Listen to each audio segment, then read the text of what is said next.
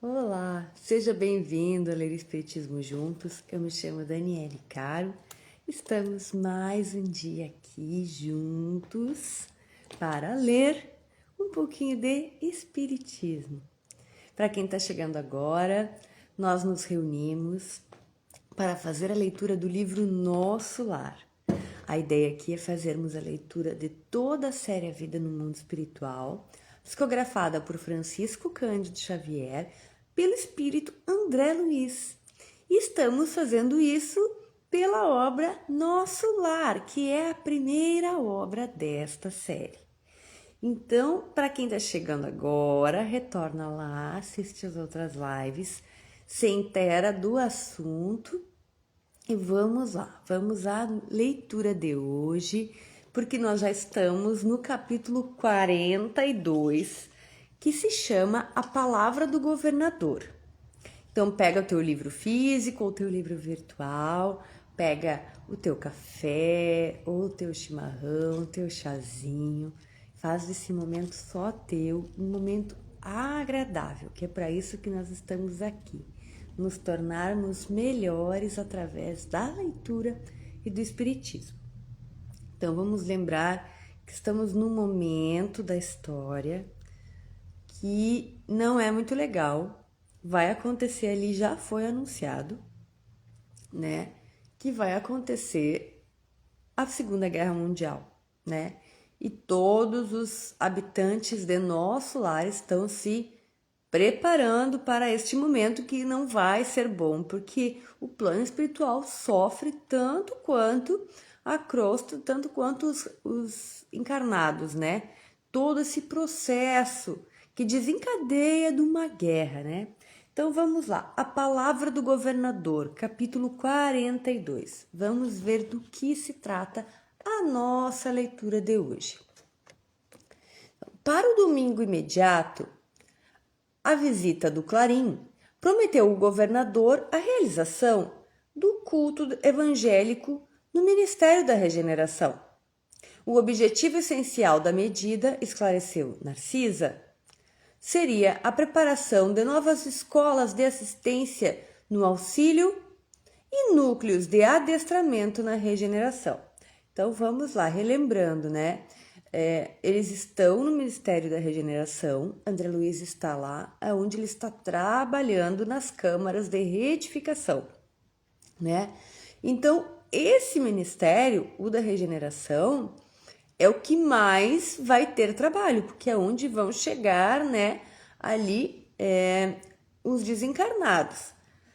Que apesar da guerra não ser na América, né, a gente vai ver aqui depois com o decorrer da história que vai acabar sim, né, respingando no mundo inteiro.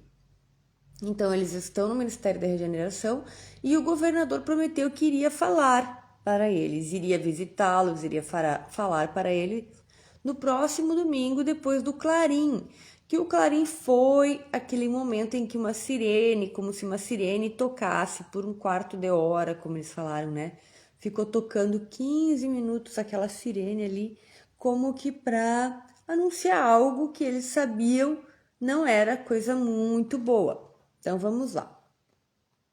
Precisamos organizar, dizia ela, Narcisa, determinados elementos para o serviço hospitalar urgente. Embora o conflito se tenha manifestado tão longe, bem como exercícios adequados contra o medo. Bom, então Narcisa está dizendo, precisamos nos preparar, tanto para receber os auxiliados, assim como contra o medo. E André Luiz vai perguntar, contra o medo? Acrescentei admirado. Como não? Objetou a enfermeira atenciosa.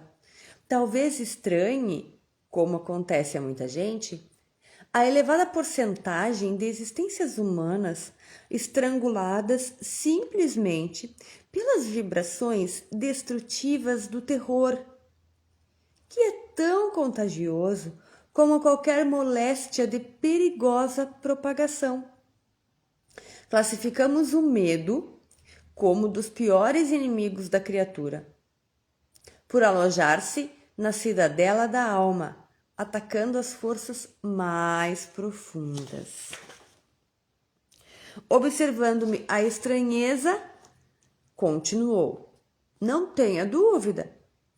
A governadoria, nas atuais emergências, coloca o treinamento contra o medo muito acima das próprias lições de enfermagem. A calma é garantia do êxito. Mais tarde compreenderá tais imperativos de serviço. Não encontrei argumento de contestação para retrucar. Então vamos dar uma paradinha. Então ela encerra aqui a explanação contra o medo e o André Luiz também nem quis continuar aquele assunto, né? Porque ele não achou uma forma de dar prosseguimento. Por quê?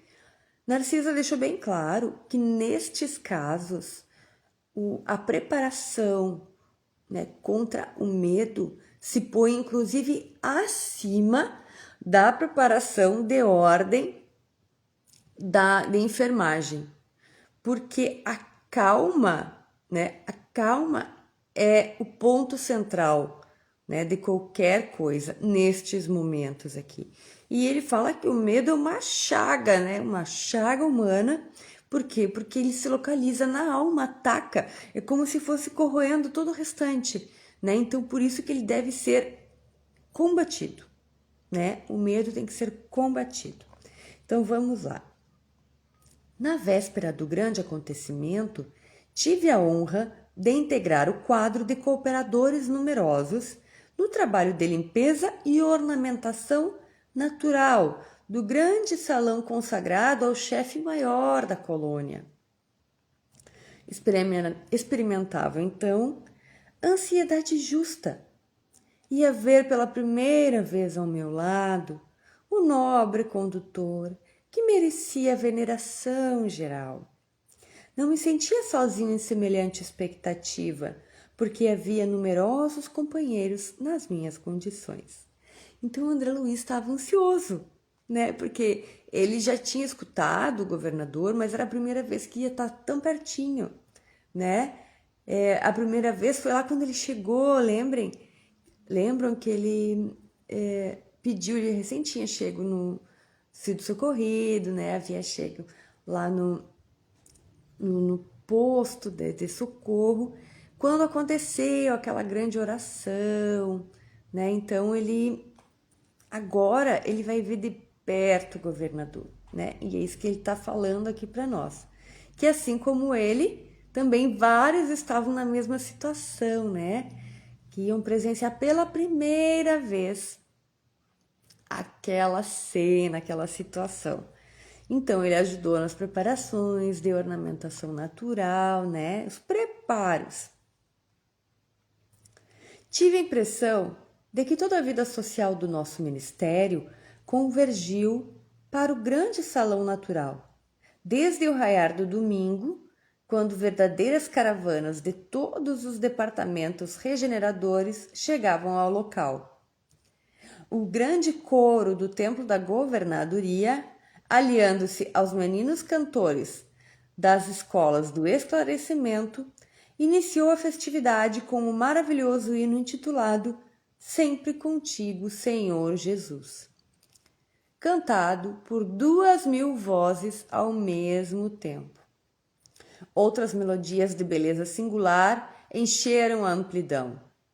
O murmúrio doce do vento, canalizado em vagas de perfume, parecia responder às harmonias suaves. Então vejam que bonito, né? Olha só, ele está contando que vários começaram a chegar, né? Aquelas multidões de trabalhadores para escutar o governador. E teve um coro, né? Um grande coro lá, o grande coro do templo da governadoria, vejam só, se juntou às vozes dos meninos cantores lá do Ministério do Esclarecimento. Ele fala mais de 2.000 vozes só cantando. Imagina a quantidade, né? O grande público que não se organizava ali para escutar, porque se preparava para aquele momento. Havia permissão geral de ingresso ao enorme recinto verde para todos os servidores da regeneração, porque, conforme o programa estabelecido, o culto evangélico era dedicado especialmente a eles, comparecendo os demais ministérios por numerosas delegações. Então, era especialmente aos servidores da regeneração, mas os outros também, né, estavam comparecendo, como ele narra aqui, através de numerosas delegações que foram enviadas, né, a representatividade desses ministérios. Pela primeira vez, tive à frente dos olhos alguns cooperadores dos ministérios da elevação e união divina, que me pareciam vestidos em claridades resplandecentes. Vamos lembrar que são 6 ministérios, né? 4 deles que têm a responsabilidade de trabalhar na ligação com a crosta, né? E 2 deles que fazem a ligação com os planos mais elevados que nosso lar. Então, estes 2, que é o da elevação e união divina, são os que fazem essa ligação de nosso lar, da colônia nosso lar, com os planos mais elevados. Então, ele diz que é a primeira vez que ele se depara com trabalhadores desses ministérios. E ele fala que parecem que eles eram vestidos de claridade, né? Olha só que bonito, eles eram diferenciados, né? Dá para entender. A festividade excedia tudo que eu pudesse sonhar em beleza e deslumbramento. Instrumentos musicais de sublime poder vibratório embalavam de melodias a paisagem odorante. Às 10 horas chegou o governador acompanhado pelos 12 ministros da regeneração. Então, André sempre narra, que ele sempre fala aqui, né, que o que ele está presenciando lá excede em beleza tudo que ele era acostumado a ver como encarnado, né? A gente precisa atentar para esses detalhes, né? A gente sempre comenta aqui que a gente precisa olhar, entender nas entrelinhas, pensar nas entrelinhas, né? Porque apesar de nosso lar estar um pouco acima somente da crosta terrestre em elevação, por ser uma cidade de trabalho, né, de recuperação dos espíritos, já é, como narra André Luiz, absurdamente mais bonito, mais desenvolvido. Então, a gente não consegue nem conceber a beleza que nos espera, né, nos nossos próximos passos, na nossa caminhada evolutiva. Então, quer dizer, a gente precisa começar a conceber isso como uma realidade, né? A realidade de um espírito imortal, para onde estamos indo, né? Não só de onde viemos, que é o que ocupa grande parte da nossa, né, da nossa mente ali, mas para onde vamos também, né? Olha só que interessante. Nunca esquecerei o vulto nobre e imponente daquele ancião de cabelos de neve. Ele está falando do governador, que chegou acompanhado dos 12 ministros da regeneração. Então, aquele nobre ancião que tinha cabelos de neve, que parecia estampar na fisionomia, ao mesmo tempo, a sabedoria do velho e a energia do moço, a ternura do santo e a serenidade do administrador consciencioso e justo. Alto, magro e envergando uma túnica muito alva, olhos penetrantes e maravilhosamente lúcidos, apoiava-se num bordão, embora caminhasse com aprumo juvenil. Então, ele está descrevendo ali, né, a figura do governador. Alto, magro, com uma túnica muito branca, né, muito branca, alvíssima, né, que tinha, assim, andava, né, apoiado, apesar de ter uma jovialidade espantosa, né, ele parecia ser muito sábio e muito jovem, né, tudo muito bonito, né, nessa narrativa da figura do governador. Satisfazendo minha curiosidade, Salustio informou. O governador sempre estimou as atitudes patriarcais, considerando que se deve administrar com amor paterno. Então Salustio, imaginou que André Luiz estava assim, com essa dúvida e disse: o governador sempre gostou dessa forma de se expressar, né? Através dessa figura paternal, através de gestos, a postura, né? Aquela postura de um pai, né? Por isso que ele adota essa figura, né? Sentando-se ele na tribuna suprema, levantaram-se as vozes infantis, seguidas de harpas cariciosas, entoando o hino a ti, Senhor, nossas vidas. Eu não sei vocês, mas eu fico com uma curiosidade para escutar essas músicas. Eu queria tanto escutar essas músicas.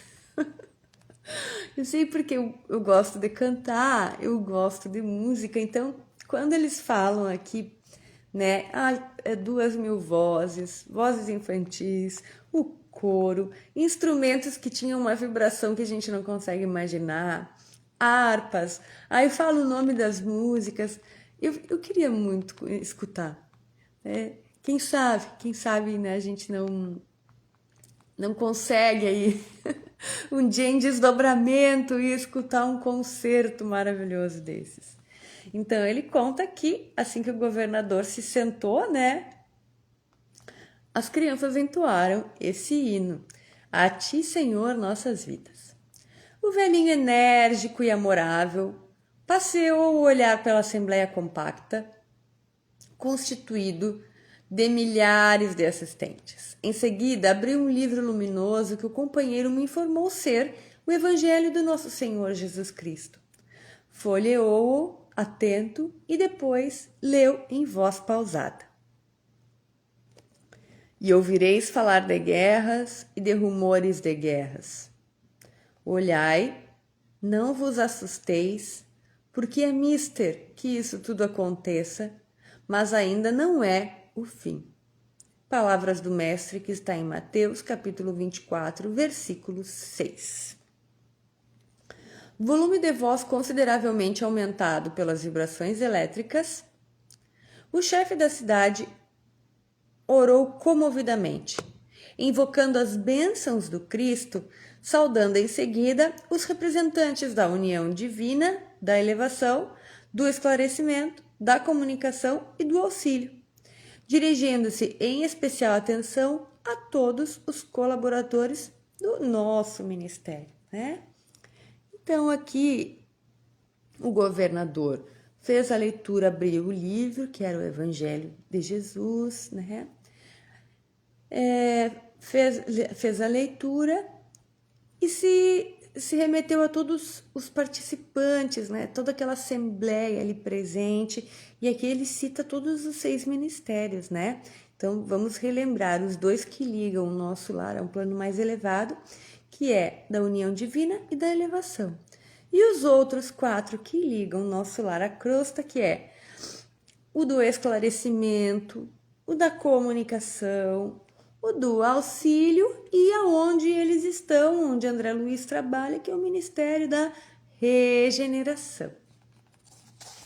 Vamos lá. Impossível descrever a entonação doce e enérgica, amorosa e convincente daquela voz inesquecível, bem como traduzir no papel humano as considerações divinas do comentário evangélico, vazado em profundo sentimento de veneração pelas coisas sagradas. Finalizando, em meio de respeitoso silêncio, dirigiu-se o governador de maneira particular aos servidores da regeneração, exclamando mais ou menos nestes termos. Bom, agora o governador vai falar. Nós vamos ler um parágrafo bem extenso da fala do governador. Mas antes de continuar, só queria fazer uma observação. Vejamos como André, todo momento que ele foi falar do governador, ele traz antagonismos aqui, né? Ele fala ali que ele era jovem, mas Ele parecia ser maduro, mas jovem, né? E agora ele fala que, da mesma forma, doce e enérgico, amoroso e convincente, né? Ele quer falar do como essa figura é forte, né? Aliás, é o governador de nosso lar. Então, uma figura realmente muito importante. Ele está querendo trazer essas características, né? Para que a gente possa ter uma ideia da grandeza desse espírito. Nós vamos lá, vamos prestar atenção porque o governador vai falar para nós.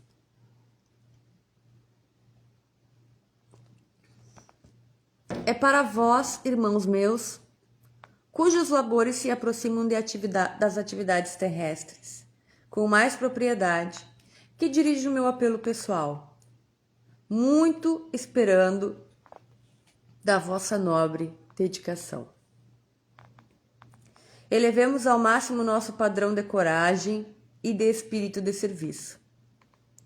Quando as forças da sombra agravam as dificuldades das esferas inferiores, é imprescindível acender novas luzes que dissipem na terra as trevas densas. Consagrei o culto de hoje a todos os servidores desse ministério, votando-lhes, de modo particular, a confiança do meu coração. Não me dirijo, pois, neste momento, aos nossos irmãos cujas mentes já funcionam em zonas mais altas da vida, mas a vós outros, que trazeis nas sandálias da recordação os sinais da poeira do mundo, para exalçar a tarefa gigantesca. Nosso lar precisa de 30.000 servidores adestrados no serviço defensivo. 30.000 trabalhadores que não meçam necessidade de repouso, nem conveniências pessoais, enquanto perdurar nossa batalha com as forças desencadeadas do crime e da ignorância. Haverá serviço para todos nas regiões de limite vibratório, entre nós e os planos inferiores, porque não podemos esperar o adversário em nossa morada espiritual. Nas organizações coletivas, é forçoso considerar a medicina preventiva como medida primordial na preservação da paz interna. Somos, em nosso lar, mais de 1 milhão de criaturas devotadas aos desígnios superiores e ao melhoramento moral de nós mesmos.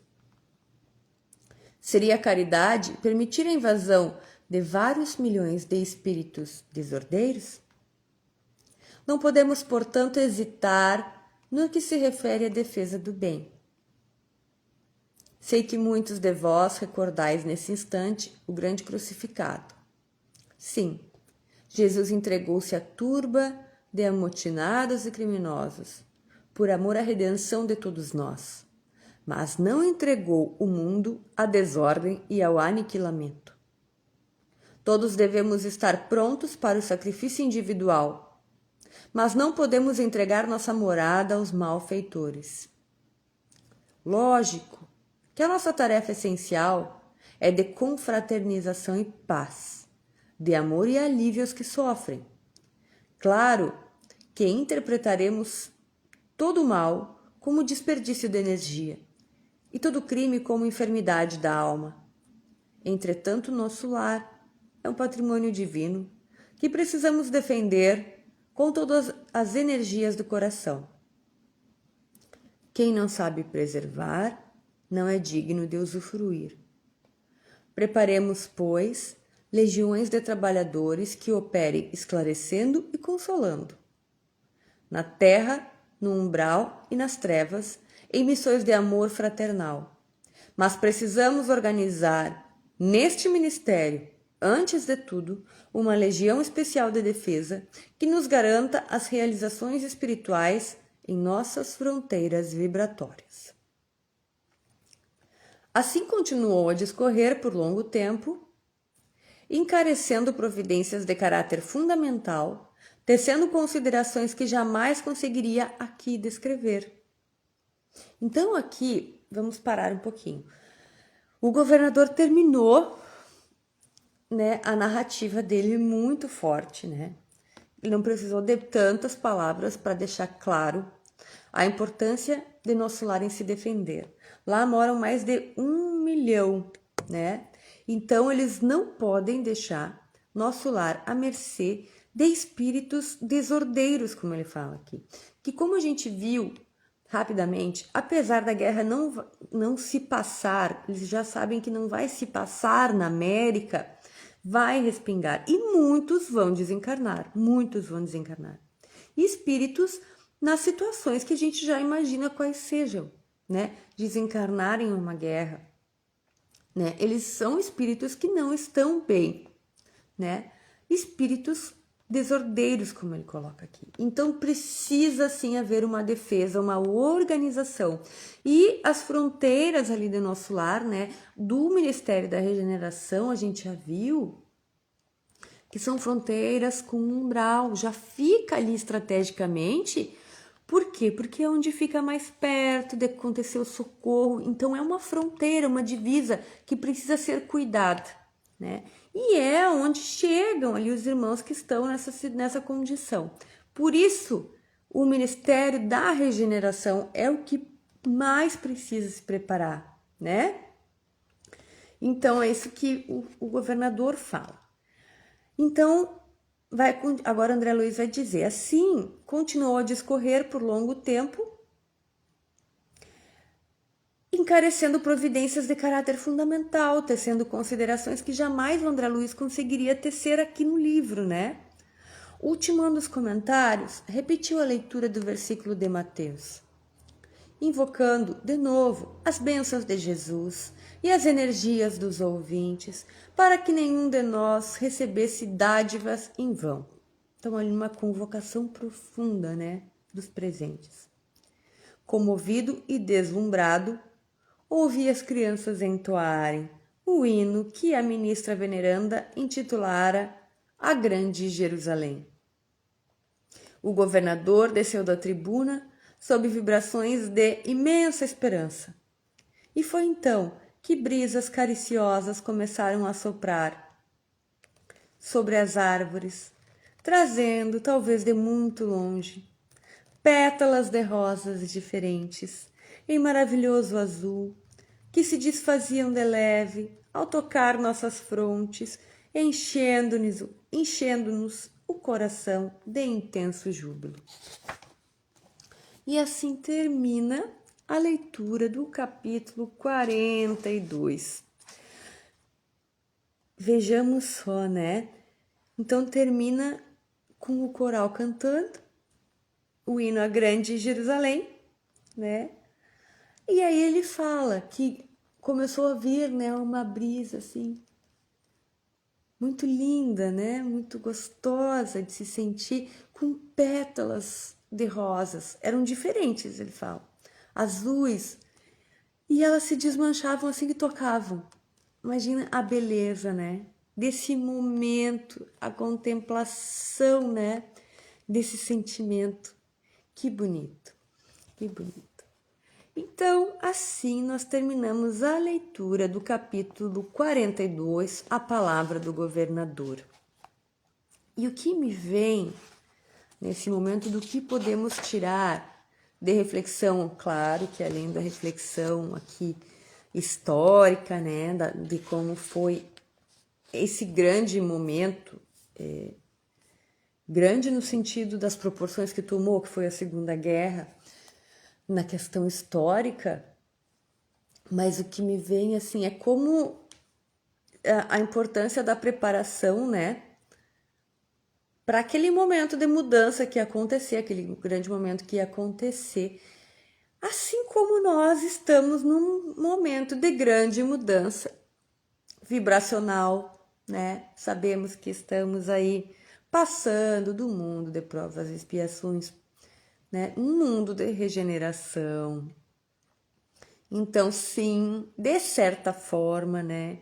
Guardadas as devidas proporções, né? Os devidos aspectos de tempo e espaço. Estamos também num momento, num processo de mudança. Podemos sentir, né? cada um a seu modo. Então também somos chamados a nos prepararmos, a nos defendermos, a trabalharmos, né? Cada um com o que puder, obviamente, dispor, né, de seu, né, para a sua defesa, para o seu aprimoramento, e quem tiver sobrando, sim, para compartilhar com os demais, né? Então que fique assim, que a gente possa pensar, para onde estou indo, né? Como está acontecendo esse processo, se ver com mais maturidade, né?